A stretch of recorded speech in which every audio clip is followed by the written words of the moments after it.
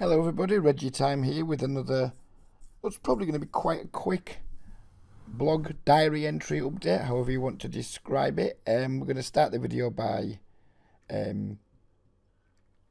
talking very briefly about the ridiculous heater I have been on in the last 7 days or so. It's been probably my best week of the year in terms of my cash game results, and that's tacked on to a very good result in a live MTT just the last Friday back. It's been a really good week or so. We've made around 1,200 quid in just over a week. It's really pleasing. There's been a lot of heat involved, but there's also been some slight changes I've made to my approach to the game that have really helped me with that, and we're gonna talk about them before we start the video. And we talked about it briefly in the last video, but it's becoming more and more apparent to me that I haven't been playing that well for the last like 3 or 4 months. I've been making money, been doing okay, but given how high the quality of my play and game selection and everything else has been over the last like 2 weeks, and how fantastic my results have been. Now I know there's a lot of heat involved. I've been on a heater, but nevertheless I've been paying such close attention to detail with my game selection and taking my time way more in hands. I think the two definitely are correlated. Obviously the heat is there, but I think the quality of my play, I've been finding more good thin value bets, more places to play aggressively and bluff when people's ranges are weak but my hand isn't weak, and I just feel I've been playing like really well, and a lot of that has been to do with like the amount of time I've been taking. But it's not that I've been taking time and thinking through decisions like more critically as such. Quite a lot of the time, and this is something that you guys will almost certainly experience yourselves, is my first instinct is often the right one, but when you're playing super fast and like first instinct bang and then you deliver a decision, how often do you guys do that and think, oh, fuck, I wish I'd done something else, I wish I'd just taken a little bit more time? And that's what I've been doing recently. I've been making my decisions relatively quickly still, but rather than acting upon them straight away and acting impulsively, I've been making my decision, I've been setting the bet up with the slider, and then just taking a few seconds, maybe 5-10 seconds, just to let that decision sink in, to get past my initial instincts, and then just like double check, like belt and braces almost. You're like, right, this is my decision. I just take your time, deal with your other tables, and then come back to it. And am I still happy with this decision? Does it feel right? Give it time to get to like sink into your guts, and like just like ratify the decision with yourself, if you will. And that's been working really well, because there's been a reasonable number of times when I've changed my decision, I've been like, right, I'm just going to check here, because it's that the first instinct is to check. Then quite often when you were playing like in a moderate autopilot way, you will find yourself making quite passive decisions, and then seeing your opponent's hand at the end and thinking, oh fuck, I could have done more there, I could have got more value, I could have maybe bluffed and things. So I've been doing that. I've been like making my decision, going away from the hand, taking care of business at other tables, coming back to it, and like, right, I'm still happy with this decision. And I've changed my mind a number of times. I wouldn't like to say how many in terms of percentages, but it's reasonable. It's like nowhere near 50% or something like that. Maybe I don't know, 20-25% of the time. But the times I've changed those decisions, it feels like I've been making much better decisions, and my results have been accordingly. For example, I don't know, I've got to the river in a hand and I've got top pair, reasonable kicker, and my opponent's check called twice. When we're autopiloting, sometimes we're just like, well, we'll just check back here and take our showdown. But I've been finding myself when I got to it again, like, no, my initial decision to check is okay, but that's just my autopilot, and I actually think now maybe we can get some value here. And I've been farming a lot more like 1/3, half pot, 3/4 pot, a lot more value bets out, and getting calls a lot of the time, and just like adding much more money to my bottom line. And I think it's really important that we make decisions and then we ratify them, because sometimes the first decision we make instinctively can be a bad one. I don't want to get all political, but Brexit would be a prime example. We vote to leave the EU, yay, let's do it, and then 2 years down the line, you're like, ah, fuck, that isn't quite how I expected it, and maybe you want the chance to change your decision. And yeah, I guess I'm just trolling Brexiters there, but you know what I mean. You know, it's the same in life. You know, you instinctively make a decision, and then you think, oh fuck, I wish I could have that again. Well, you can give yourself that in poker. We don't have much time, but we can make a decision, go away, take care of business at other tables, and come back and just check. Right, am I still happy with this decision? Or is there something better that I can do? And I've been doing that a lot this week. Sometimes, especially, it's like whenever I'm going to put chips in a pot, I'm not doing it instantly. So I'm like, right, C-bet here, 2/3 pot. And then I'm going away and coming back to it and think, right, are we still happy with the decision to C-bet? Yep. Are we happy with the 2/3 pot? And then just like ratifying all my decisions, and it's been really, really good, and it's made a big difference to my win rate. And more importantly than that, it's made a huge difference to my confidence. I was going to do a standalone video on this, but then I got too lazy to write it all out and do it properly. So yeah, we're just doing it on this. Maybe in the future I will do a video on it if there's a desire for it.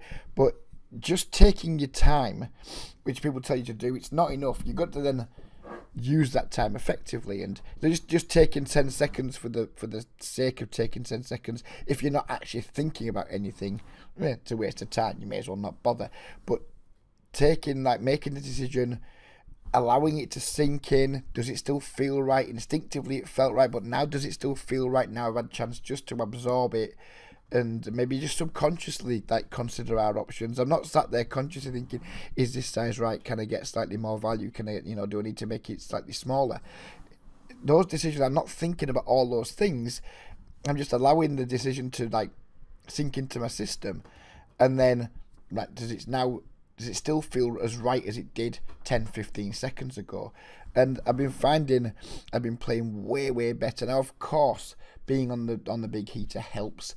Maybe there's a little bit of result orientated bias in this, but it feels like I've been playing so much better. And when I've been playing so much better, and to be fair, I've been running like the fucking wind, it's been phenomenal. It's a really powerful feeling, and it's something I definitely suggest you guys do. I mean, I've watched lots of people playing on Twitch. I've seen lots of my students playing, done some live sweats, and then when we do hand reviews, I talk to people about why did you do such a thing, and oftentimes they're just like, I was just autopilot. They won't use those words exactly, but I don't know why I did it. I just did it, and people aren't double checking the work, if you will. They're doing the work instinctively, and they're not double checking it. They're just getting on with it, and yeah, whilst your autopilot game might be okay, I can guarantee you're double checking your autopilot game is going to probably lead you to play significantly better. So yeah, it's something I strongly recommend you guys do. If you're playing too many tables where you can't do that, then drop tables, improve the quality of your play. And if you're not playing too many tables, but you still find yourself acting very quickly due to just bad habits that have been created when you have been playing too many tables, just slow it down, instinctively make your decision, set the decision up, especially when you're going to be putting chips in the pot, or it's post-flop and you've invested chips in the pot already. Not so much pre-flop, I've got jack 8 offsuit, fuck it, fold. You don't need to double check that decision, but anytime you are going to commit chips to the pot, or you have a chance to make a bet post-flop, I strongly suggest you try this technique of making your decision, setting it up, and then just allowing your body time to absorb the decision that you've made, and just go back and double check it 5-10 seconds later. Am I still happy with this decision? If I'm not happy with it, what do I need to change about it? And yeah, sometimes the time bank's going to go down. You're going to put yourself under a little bit of extra pressure with the time bank. It's not perfect, but it's something that you guys should strongly consider doing, because it just works really, really well. I kind of always used to do this, and then I don't know, laziness, complacency, I don't know what it is, but it's I stopped doing it, and I think a lot of it was to do with speed poker, where you just routinely just get into click, fold, fold, fold, fold, play this hand, or missed, fold. All those types of things. It's really easy to get into some sloppy, shitty autopilot, especially if you're working from range charts and then you have specific post-flop systems that you have in place. such as, you know, if you're following the Doug Polk post-flop game plan, for example, oh, it's category 2, therefore I must check. Well, is it category 2? I mean, some hands that can be category 2 against some opponents can definitely be category 1s against others. All kinds of things like that. You know, where you just get into, like, you think you've got a system in place and you just deliver it without ever, like, double checking your work. So yeah, I would say definitely get back into double, or if you haven't ever double checked your work, start doing it now. It's just that giving yourself chance to double check your decisions, to ratify your decisions, and sometimes you're just gonna do what you were gonna do anyway, because instinctively you're gonna be right a lot of the time. You're gonna be making good decisions, but it doesn't hurt just to, like, sense check them and give yourself a little bit of time just to hopefully come to the best decision that you're capable of coming to on any particular street. So yeah, without further ado, we'll get into the hands. This is just like from a little searching on session I played last night. There's only 6 hands. Yeah, so let's just get on with the hands, I guess. His first hand, this guy is a regular. We've only got 191 hands on him here, but I've played with him a lot down the months and what have you. His stats will be a decent representation of who he is as a player. Obviously, we didn't have the stats at the time, but it's a player I'm very familiar with. He's a very aggressive regular. In my opinion, a little bit too aggressive. 287-20, very high c-bet. Very low fold to c-bet. Yeah, he wants to be the table captain, so maybe this time we overplayed it slightly, but whatever. So his min raise from middle position. We elect to 3-bet the 5-6 suited. And he calls. And we flop the open ender on. Quite a textured board. There's all kinds of draws out there and what have you. But given his range, he's going to have a lot of, like, medium pairs, I guess, that aren't going to want to fold too often on this board. He's going to have some draws, I guess, some of the time, maybe like 8-9 possibly sometimes, some spade draws, etc. He checks. We just have to see about this board. We've got 6 high and we've got the open ender. And we need to be prepared to, like, at least fire 2 bets at this. If he does have a hand like, I don't know, pocket 8s, pocket 9s, 7x, pocket 5s, pocket 6s, you know, we block them quite a bit. All these hands are going to want to check call at least 1 bet. So we need to be, like, thinking of betting here and probably betting a lot of turns. So he checks, we bet. And he puts, like, a massive raise, and this surprised me. I didn't think he'd use this size with sets. Even though we did start off the hand a little bit deeper. I didn't think he'd, like, if he has a set here, I don't think he chooses this sizing. I think maybe he goes for a check raise, but maybe makes it a little bit smaller. I didn't think he'd have, like, aces and kings. And I didn't think he'd play jacks and queens this way either. So it's kind of like, right, he probably doesn't have a big overpair. Not ruling them out, of course, but he probably doesn't have an overpair. He probably doesn't use this sizing with the set. So I was like, what the fuck's his range here? 10x possibly. That's just like, maybe I'd probably rather have, like, 10x here than pocket jacks to take this line, because if all the money goes in, pocket jacks has probably got 2 outs, whereas 10x has probably got 5 outs, that type of thing. And I kind of thought he's probably strong here, but we have, like, such a ton of equity, and he's so aggressive. If we ever have any fold equity, which I'm not sure we do, but you know, if we ever have any fold equity, now's the time to try and capitalise on it. You know, maybe, who knows?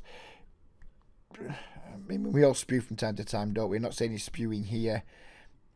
But I think if we 3-bet the 5-6 and then we c-bet this bottom and we get raised, I think calling's out of the question, because if we call and we miss and he jams a turn, we have to fold and we're getting, like, pushed off a decent chunk of equity. So the decision here was, do I just fold now or do I jam? And against a lot of players here, I think it's quite an easy fold.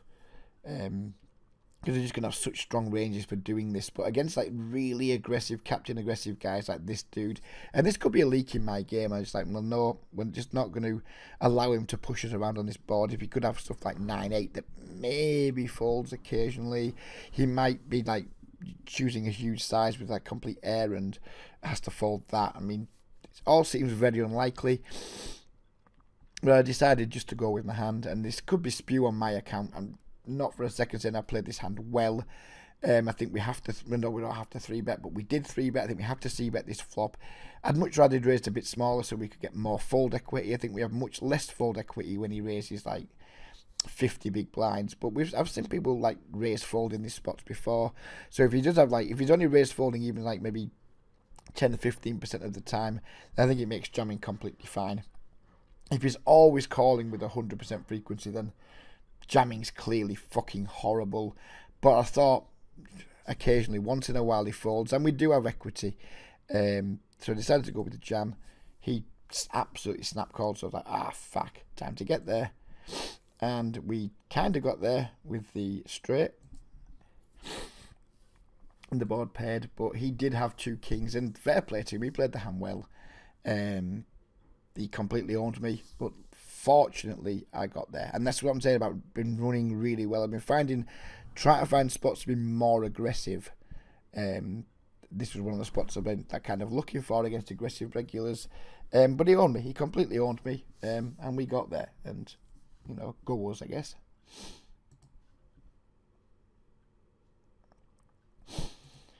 We have King Jack suited here. And by the way, just look at these tables. These tables felt really fishy last night. I was playing. There was maybe between 14 to 20 people in the pool. There were lots of players that didn't have full stacks. But then when you look at the stats, they're playing pretty tight. We'll address that as we go forward. Because the games felt good. You know, there's like lots of people without full stacks who was tagging as fish. And then when I've come to review the hands, there weren't that many like genuine fish. I mean, this guy's bad. He's 21, 22, 11. Over a small sample. The guy's 29, 14. I mean, so they're not good, but they're not like super, super bad either. And yeah, 888 Snap, it's the softest speed poker game in town, but it's still not close to being as soft as other games that I put myself in. But I decided to play it. I didn't want to fancy playing on Sky for whatever reason. I logged in. It was after midnight. There was a couple of decent-ish tables, but I just fancied something a bit different, so we went and played these games, and it worked out okay for us. But again, it was a nice reminder that these apps, it's just not in my best interest to play these games with anything more than practice in mind. You know, if I can play these games maybe 1 or 2 days a week, to treat them as like gym sessions, if you will. Sky's where I go and do my work, and 888's like my training sessions. Play a couple of times a week 888 just to try and keep myself a bit sharper, you know, in reasonable flow, in reasonable form against like people taking regular-ish type lines. So we're not just constantly beating fish up and having our game degrade. I think like doing this on like a Monday and a Tuesday when Sky isn't always great is never a bad thing. So yeah, sorry, I thought someone was knocking at my door then, but it's just a rather clumsy window cleaner, which is probably going to want paying soon. He's probably going to knock on my door and want paying. I hope we've got some cash in the house. Anyway, forget all that shit. Yeah, we're gonna do a couple of days a week, maybe in the 888 games. Not because I think the games are that good, but just because I think it's good practice to just keep yourself sharp. So anyway, we raised the King Jack here. Big blind calls. We flop the absolute world. He checks. We lead out. He calls. Still have the nuts. He leads out for full pot here. I didn't think he was bluffing at this point. I thought he's going to have like some smaller straights, maybe sometimes, some 2 pairs, sets. And I just wanted to set stacks for river. I did something that I very rarely do. I think at least I did. Yeah, we put the min raise in, and this was done for 2 reasons. Number 1, give him a chance to just jam over the top with the worst hand, thinking maybe he has some fold equity, or he's just going for some thin value. Number 2, give him a chance to bluff, and just to like set the pot up for like a really easy river jam. If he calls here, there's going to be like $24 in the pot, and there's only going to be like 14 behind. Whereas if we just call, there's only going to be like $13 in the pot, and he's going to have 18 behind. So I wanted to get a raise in here. If he had a bigger stack, I would have made a bigger raise, but because his stack was like on the smaller side already, we didn't need to raise very big. And a very rare a min raise. It's incredibly exploitable because I'm just never ever doing this as a bluff. But I'm not worried about being unexploitable against players that probably aren't going to be looking to exploit me much. He calls, complete brick on the river, and he just does our job for us almost. He like half pots it. We put the rest in, and he calls, and he just has 10-9, and obviously he played the hand just about as badly as he could have, and we got full value for one of the easiest hands we'll ever play in our lives. King, Queen offsuit. We 3-bet versus a button open. Get called. We get a really rubbish flop. But I think we should still see bet here with our king hands. If we have like ace, king, ace, queen, we can think about checking to have a bit more showdown value. And when I see these boards, I'll frequently just think, right, we just need to like double barrel here. Again, put pressure on ace highs that peel flops, put pressure on pocket pairs that peel flops. He's never going to fold a 10 to a double barrel. I'm not trying to make him fold a 10. Try to put pressure on his 8x and worse. And he can just float so many flops. I mean, we make a c-bet. It's just over half pot.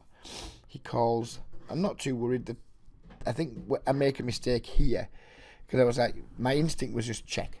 I wanted to double barrel, but then my instinct was, oh, okay, it's a terrible card to barrel. Let's just check. And I was like, played with the table, came back to it like I've been talking about earlier in the video, and then I thought, no, you know, I'm giving up too often in these spots where people are just floating with pocket 7s, pocket 6s, and if it just checks down the should with pocket 6s, I'd be gutted, because I think it's a spot, even though it's a shit barrel card, we still can apply a lot of pressure here to all these like middle pairs, his ace highs and things. So I thought we could. Let's just apply pressure at those parts of his range. And if he calls, then we're just done with it, unless we hit a king or a queen on the river, I guess. So I did bet again, and I'm not happy with my sizing there, really. I think we could have gone slightly smaller. We don't need to bet that big to fold the types of hands I'm trying to fold out. I think we probably should have gone downsized to around 6 here. Maybe like 5.56. Because I'm trying to fold like ace, queen, ace, jack, ace, king that didn't 4-bet, pocket 6s, pocket 7s. And I think a smaller size accomplishes that.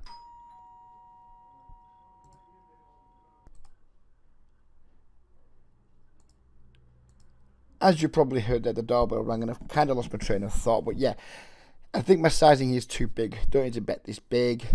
Didn't really matter that our opponent jammed, so we had to fold. And yeah, not super happy with this turn barrel. I think, did we need to make it? Maybe, maybe not. Did we need to make it that size? Absolutely not. So even when we're doing the belt and braces thing, doesn't mean we always come up with the right decision. You know, I don't think I played this hand particularly well from the turn onwards, but you know, no shame in my game. We're just reviewing all the pots that we played that were like over 40 blinds that won or lost, and this was one of them. Not happy with it though. We open the jack 10. We get a call out of the big blind from, I didn't know this guy. It's just typical of what I was talking about though. He wasn't starting with a full stack, so I had him tagged as a fish. And he probably is just a bad regular. I'm pretty confident he's probably not a winning player. Sorry, Morse 18. I don't know if Madam. But if you're not auto reloading, it's very unlikely that you're going to be like a skilled winning player. Maybe you're slightly winning in soft games. Who knows? But then when you get to the review and you look at his stats, at 22-17, you know, it's reasonable stats, but he looks like a fish. So these games, Triple Eight can be deceptive. I think there's way more like really bad regulars. Now, I'm not saying I'm a good regular by any stretch. I mean, I feel like I'm much better than like the overall standard of the pool. Some of you may agree, some of you may disagree. It doesn't really matter. But yeah, how much? I mean, you think the games are soft? You know, you got these guys here. I mean, this guy was a whale. This Jay Gall.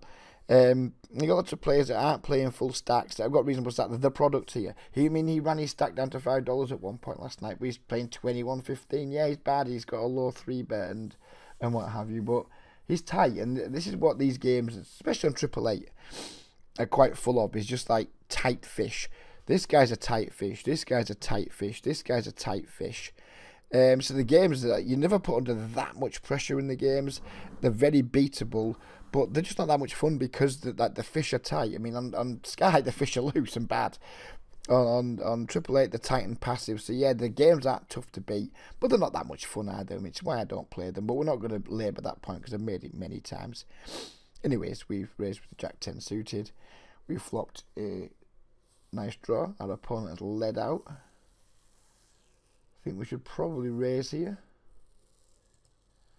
We do. Our opponent calls. We don't turn anything. I don't remember this hand. Our opponent checks. I think instinctively my first instinct is to carry on betting here. We still have the flush draw, but his bet called this flop. I think when fish or bad players, bad regulars, whatever, like donk call, they don't fold turn bricks. You know, when the bricks are turned, they don't fold it. If he's got ace-x, he's not folding. If he's got a flush draw, better flush draw, he's not folding. So when I raise somebody post flop and they don't fold, I tend to shut down with all but my absolute strongest bluffs. And I only continue with like a value-heavy range because I know they're not folding. I mean, if I had a set of like 5s here or a set of 9s, for example, I would absolutely bomb this turn. Because I think the guy's either got ace-x, he's got a flush draw, he's got 2 pairs. He's just not going to fold very often. So if I think like, if I know I'm going to be value betting with like a really quite big, quite frequently, then it doesn't make sense to want to bluff there that often. Even though you want to be balanced, if you want to be balanced, you have to bluff here. But I'm not asked about balance in these spots because I think the guy's just going to have a range that isn't folding very often. So therefore, I'm just not going to bluff very often. So I did check back. We river the flush. He leads out, and it's just a question now: do we raise or do we just call? And I remember being like super tempted. I actually clicked the jam, clicked the all-in button. I was like, "Is he going to call with an ace?" Then this is where the belt and braces things comes in, because on the face of it, it seems like a reasonable jam. I thought the guy was a fish. I didn't know he was 22-17. He wasn't starting with a full stack. He's taken a peculiar line. So my initial instinct was jam, and then we went away, did my business at the table, just allowed the decision to sink in to my system, and I started just like naturally starting to think about, right, well, what hands are going to call here. Some worse flushes. There aren't that many of them, I don't think. Stuff like 6-7 of clubs, I guess, 8-7 of clubs. So there are some smaller flushes that will definitely call. All his ace-x is probably going to fold, so don't get value from ace-x. The board's paired. He might have a full house. It seems unlikely, because you'd imagine if he's donking a set, he's just going to 3-bet when we raise. So I didn't really put him on sets very often. I didn't think he could call with the ace-x. I didn't think he would call with ace-x with a jam. So if I thought he'd call with with all his ace-x, then jamming would have done. But I thought, no, he's probably going to fold most of his ace-x. There's some better, some worse flushes that you can call with, but not enough. And it just didn't feel like there's enough value here for a jam. So I just made like a pretty tight just call. We could have jammed, never folding, of course. The decision was always between like jamming and calling it. Eventually I elected just to call, and turned out to be the right decision. Not saying it was a good decision. Maybe I still should have jammed. Just because we saved money doesn't mean to say I made the right decision. I made the right decision in this instance, but long term versus range, still maybe jamming's better. I think it's very close between jam and call. I elected to call, and it saved us money this time.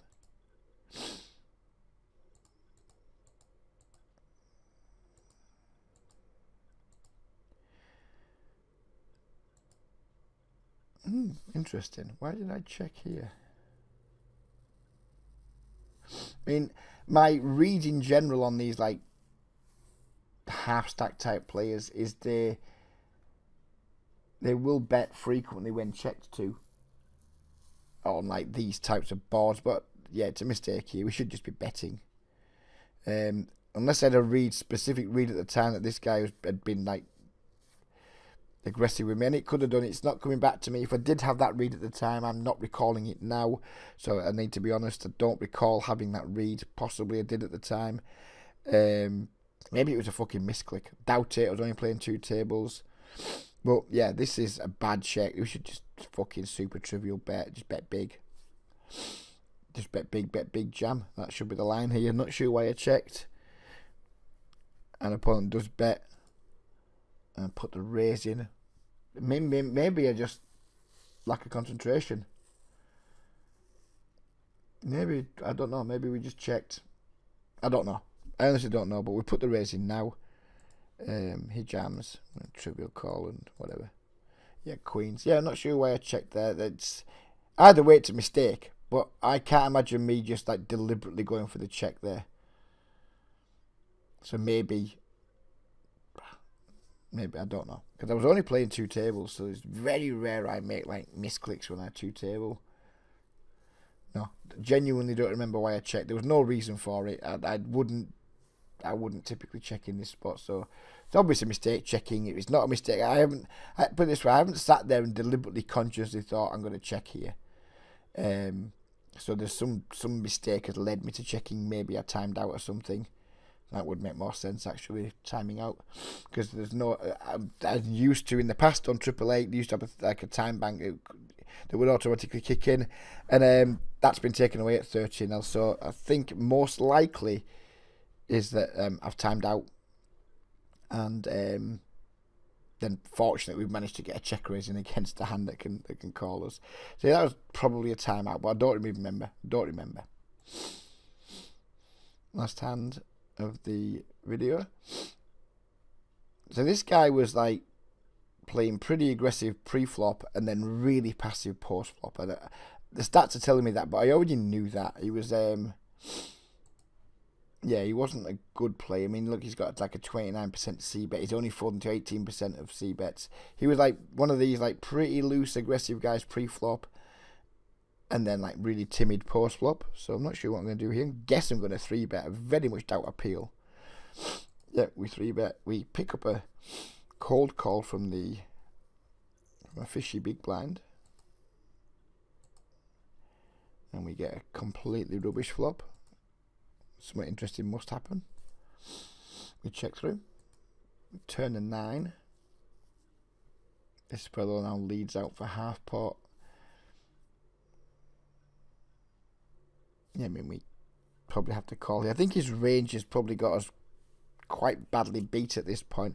People's range for cold calling 3-bets out of the small blind is typically, you know, if you want to assign a range to an unknown player, you'd probably be stuff like most pocket pairs, even though they shouldn't be calling, especially with the smaller pocket pairs. What they do, most pocket pairs, like some very high broadways like ace queen, ace jack, king queen suited, maybe stuff like that. So would I head to some of his pocket pairs? If he's just stabbing with pocket 70, for example, we're doing okay. Obviously we're crushed by 9s, 10s, jacks, things like that. But I think we have to call, and we do. River is a 7. Our opponent checks, and we just have a really easy check back. This hand only made it in because of the size of the pot. We have a really easy check back. Wow. You call out the small blind with 9-10 off, which makes a mockery of the range I just assigned. And there you go. Yeah, so they're the hands that we played from last night. None of them are like super interesting. I mean, the aces was a misclick. The 6-5 at the first time was quite possibly spew. But yeah, we wanted to put some hands to the video. I didn't just want to make it a video. Well, look at me, I've had a heater. Let's have a brag. I thought we'd put some hands into it too. This is how the results have been going for me lately. Sky has this really cool little new tool now where you can just like go in here, the profit and loss section here.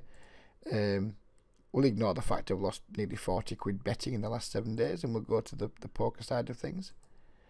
And we've had an enormous heater. We've like made just shy of 450 with the rate back, £450. 2 really good days in a row there. Not sure we managed to lose exactly £40 on a day. That's a bit strange, but yeah, we've had like a really good last 7 days. Then we tag onto that the £760 cash in the poker tournament, the live tournament I played. I was in for 114, so what's that? 640 quid thereabouts. So that's like 1,100 quid in the last 8 days that we've made, and I mean, this hasn't been great over here because I haven't played many hands, but this is just this month.